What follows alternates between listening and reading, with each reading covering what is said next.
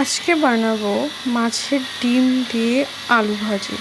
এত মজাদার, এত টেস্টি, দেখতে থাকো। সেজন্য মাছের ডিমগুলোকে সুন্দর করে ধুয়ে হলুদ লবণ দিয়ে মাখিয়ে রেখেছি, আর আলুগুলোকে একদম ঝুরি করে নিয়েছি।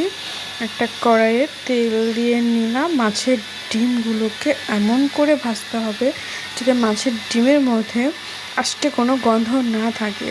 তাই তেলটাকে গরম করে নিয়ে মাছের ডিমটাকে সুন্দর করে ছেড়ে দিয়ে একদম ধীরে ধীরে ভেজে নেব, ঝুরো ঝুরো করে।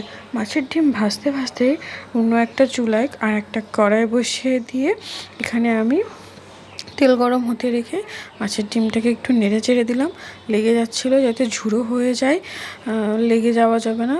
তাই তেল গরম হয়ে গেলে একটু আদা বাটা, একটু জিরা গুঁড়া দিয়ে নিলাম এবং কাঁচা পেঁয়াজ কুচি দিয়ে নিলাম। নিয়ে সুন্দর করে এইটাকে ভেজে নেব। এত টেস্টি হয়েছিল খেতেও, সবাই খুব পছন্দ করেছে। আর দিয়ে নিয়েছি কাঁচামরিচ। ঝালটা অবশ্যই তোমাদের পছন্দ মতন, যে যেমন ঝাল খাও দিয়ে দিবা।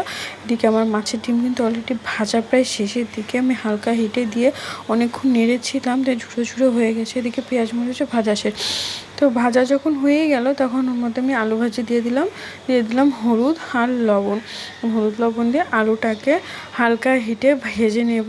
আলুটা সেদ্ধ হওয়া পর্যন্ত ভাজবো হলুদ লবণ দিয়ে, আর কোনো কিছুই দেই নেই। দিয়ে সুন্দর করে ভেজে নিয়ে ওই ভেজে রাখা ডিমটা এর মধ্যে আমি দিয়ে নেব। সো আলু ভাজা হওয়া পর্যন্ত এখন আমাকে অপেক্ষা করতে হবে, যতক্ষণে আলু ভাজা না হয়। সো এখানে দেখা যাচ্ছে যে মোটামুটি আলু ভাজাটা হয়েও গেছে। এখন মাছের ডিমটা আমি দিয়ে নিলাম।